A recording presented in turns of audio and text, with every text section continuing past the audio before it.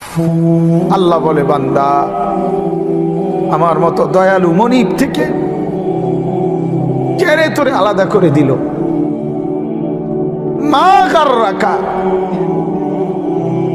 আরে বান্দা আমার থেকে কেন আলাদা হলি? আমি কি অপরাধ করেছি? সারাদিন আসমানে আলো দিয়ে আমি অন্যায় করছি? আজ আবার রাতের বেলা ঘুমের পরিবেশের জন্য অন্ধকার করে দিয়ে আমি অপরাধ করছি?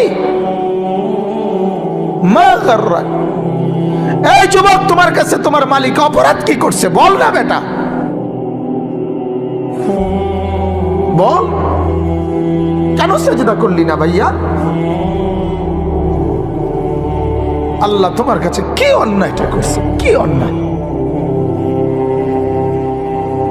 কি না দিছে মালিক?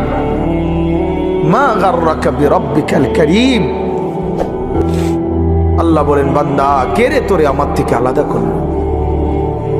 কেন রে তুই আমারে ছাড়লি? আমি কি দোষ করছি?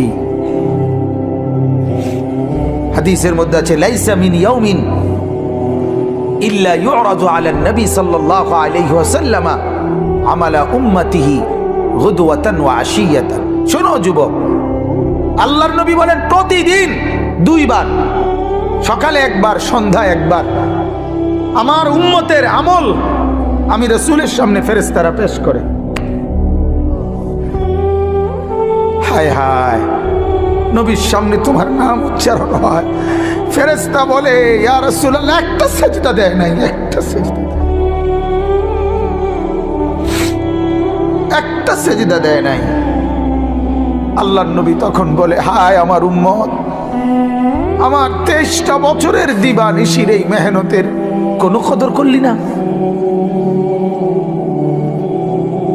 23 বছরের আমার এত কষ্টের কোনো কদর হলো না?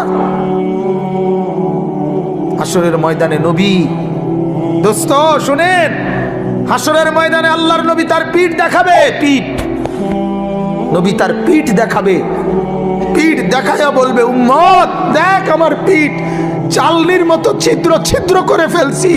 তায়েফের বাচ্চারা যখন আমার পাথর মারছে, ওই পাথরের আঘাত সইতে গিয়ে। সেদিন দেখবেন